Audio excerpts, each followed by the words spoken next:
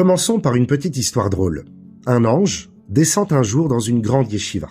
Il traverse les couloirs, entre dans le bureau du Rosh Yeshiva et lui annonce calmement « Tu as droit à une seule demande, une seule. Tout ce que tu demanderas s'accomplira immédiatement. » Le Rav réfléchit.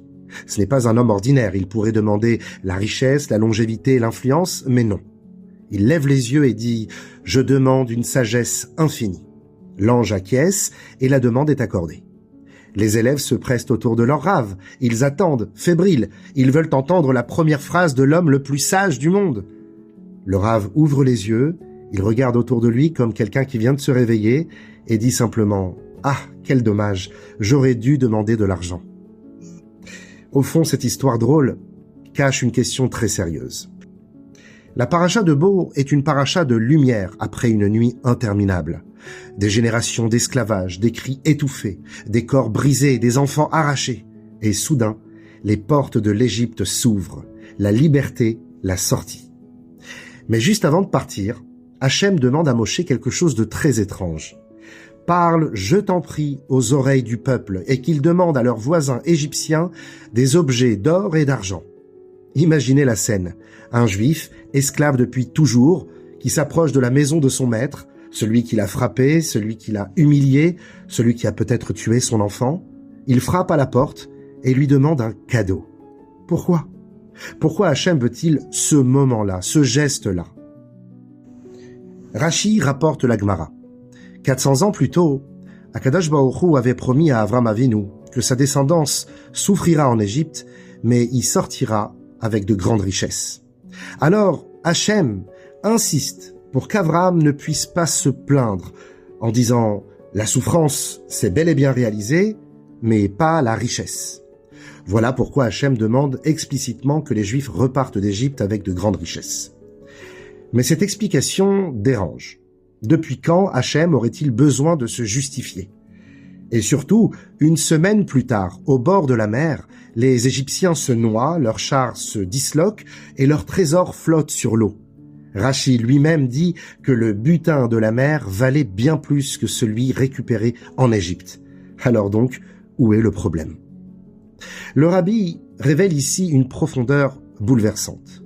Le sujet n'est pas l'argent. Le sujet, c'est l'âme humaine. Avram Avinu n'était pas inquiet pour le compte bancaire de ses descendants. Il était inquiet pour leur regard sur eux-mêmes. Un peuple peut sortir libre, mais rester intérieurement esclave. Après des décennies d'humiliation, leur corps quittait enfin l'Égypte, mais leur âme était encore pliée, cassée et apeurée. Un peuple qui a été traité comme du bétail ne se relève pas avec un trésor ramassé par terre. Il fallait une expérience réparatrice. Que l'Égyptien soit obligé de regarder le Juif dans les yeux, qu'il ouvre son coffre-fort et qu'il donne, et qu'il reconnaisse, même malgré lui, tu comptes, tu as de la valeur. La Gemara raconte qu'environ 1500 ans plus tard, les Égyptiens intentèrent un procès aux Juifs devant Alexandre le Grand. Ils dirent « Vous nous avez pris de l'or et vous n'avez jamais rendu. » Silence.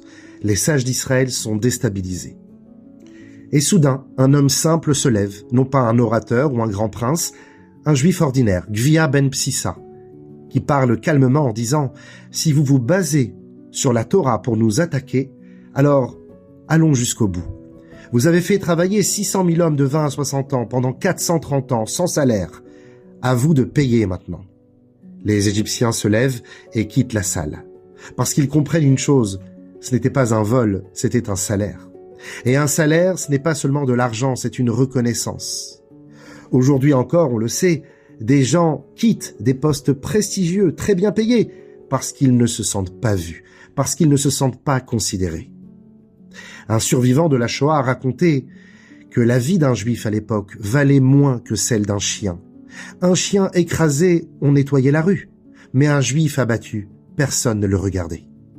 Un autre survivant disait « Je ne pouvais épouser qu'une survivante, car elle seule pouvait comprendre mes cris nocturnes. » Voilà pourquoi Hachem dit « S'il te plaît, demande-leur de prendre les richesses, non pas pour l'or, mais pour leur dignité. » À la veille de Yudjvat, de la prise des fonctions du rabbi de Lubavitch, on peut dire que c'est exactement ce que le rabbi incarnait. Un jour, une femme, une journaliste, observait le rabbi distribuer des dollars pendant des heures, le bras tendu, encore et encore, à presque 90 ans. Et elle se dit, mais comment tient-il? Alors elle osa demander. Le rabbi répondit doucement, quand on compte des diamants, on ne se fatigue pas. Car le rabbi ne donnait pas de l'argent, il donnait une existence. Le rabbi explique aussi une Mishnah étonnante dans le Pirkei Avot. Celui qui dit « ce qui est à moi est à toi, et ce qui est à toi est un chassid ». Le rabbi précise « ce n'est pas donner tout matériellement, mais plutôt de donner le sentiment que tout est donné ». La Gemara dit « celui qui réconforte par des paroles reçoit plus de bénédictions que celui qui donne de l'argent, parce qu'il redonne de l'espoir ». Un soir, vers 1h du matin, j'ai vu des adolescents assis dehors, fatigués, perdus. Je parle à l'un d'eux en lui disant « mais pourquoi tu ne rentres pas chez toi ?» Il hausse les épaules « à quoi bon ?» Je lui dis « ton père t'attend ». Il me regarde et me dit « mon père ne m'aime même pas ». Je lui parle des vêtements, des cadeaux, de la bar mitzvah que son père a financé. Il me répond une phrase que je n'oublierai jamais. Tout ça, il ne l'a fait que pour lui, que pour son honneur, en tant que carte de visite de mon père. Quand a-t-il fait vraiment quelque chose pour moi? L'amour, ce n'est pas ce que l'on donne. L'amour, c'est ce que l'autre ressent. Je terminerai par une histoire bouleversante. Un des Admourim de Vijnitz entre un jour dans une bijouterie à Jérusalem. Il veut acheter une montre pour son épouse.